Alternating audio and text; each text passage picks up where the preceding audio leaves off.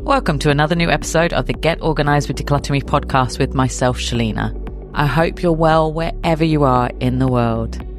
I'm so glad you're here. Whether this is your first time listening or you've been following along for a while, it's a pleasure to have you tuning in today.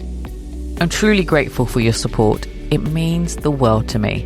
Being able to share my passion for decluttering and organising with you each week is such a privilege. If you're enjoying the podcast, I'd be so appreciative if you could help spread the word.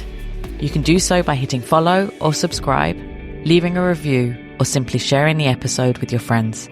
Your feedback helps me continue bringing you valuable content.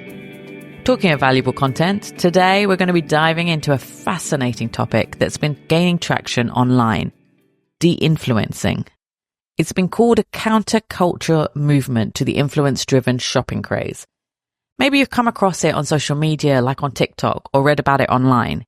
If not, don't worry, I'm going to break it down and share how this trend could be the key to keeping your space free from unnecessary clutter. So let's start with the basics. What exactly is de-influencing? Essentially, it's the flip side of influencing. Instead of encouraging people to buy more, de-influencers are urging us to question our purchases. It's a movement of pushing back against overconsumption, unrealistic expectations, and the pressure to constantly keep up with the trends. For example, instead of saying you need this fancy coffee machine, a de-influencer might say, do you really need another appliance cluttering your countertop? Your French press works perfectly fine. It's not about rejecting shopping altogether, but about making intentional decisions based on what truly adds value to your life. Sounds refreshing, doesn't it? But how does this tie into decluttering? So one of the reasons people struggle with clutter is because they buy things they don't really need, or worse, things that they think they need because someone on Instagram or TikTok has said it's a must-have. We've all been there, haven't we? Seeing a beautifully styled product and thinking, if I buy this, my life will look just as fabulous. After working with influencers, I have seen how much they get free from companies. And they don't just get like one lip gloss. They get the whole selection in a beautiful, massive box. And they're saying in their videos it's a must-have to buy. But they never have to buy these things themselves. And some of them have so much that I have to organize them into categories because of so much stuff that they get for free. And here's the thing, most of the must-haves become why did I buy after just a few weeks. That's where de-influencing steps in. It encourages us to pause and think, do I really need this? Will it serve me long term? Do I even have space for it? De-influencing helps us to clutter or to declutter before it even starts. So here's a little organizing tip from me. If you're debating a purchase, try what I call, which is the pause and prioritize method. This is what I do on the outnet. So I'll put something in the shopping basket and then I'll think about it for about 48 hours.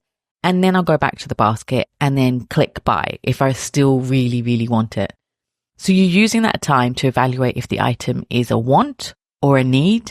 If it's still on your mind after 2 days, it's likely a considered decision rather than an impulse buy. Now let's look at how this trend can impact decluttering. Think about all the items you've decluttered in the past. Your clothes with the tag still on, gadgets that barely saw the light of day, decor pieces that never quite fit. How many of those purchases were influenced by trends or recommendations? I mean, how many of you are buying like beige and neutral tone decorations for the house just because you keep on seeing it in videos and in showrooms and things? But then it doesn't actually suit your aesthetic. You're actually a really colourful person. De-influencing offers us an opportunity to reframe our approach. Instead of waiting until we've overwhelmed with clutter, we can prevent it altogether by being more intentional upfront. It's also a reminder to reflect on why we hold on to things. Are we keeping an item because we genuinely love it or because we feel guilty about spending money on it? There's no shame in letting go of things that no longer serve us, and I tell you this all the time in all the episodes. In fact, every item you release is a step towards living a more spacious, peaceful, clutter-free life. So let's talk practicalities. How can you apply that de-influencing principle into your day-to-day life? First, curate your online feed. Unfollow accounts that make you feel pressured to buy.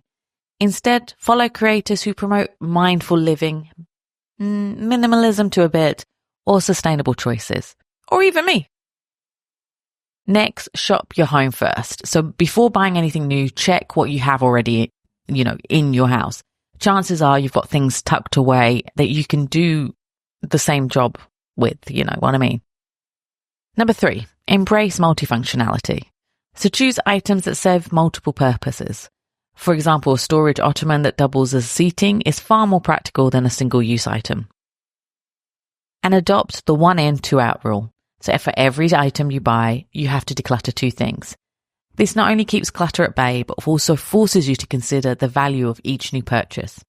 Now, when you buy the 1, get rid of 2 thing, it doesn't have to be the same category, but if it is the same category, it's helpful, and it also increases the amount of space you have in your wardrobe or in your cupboard.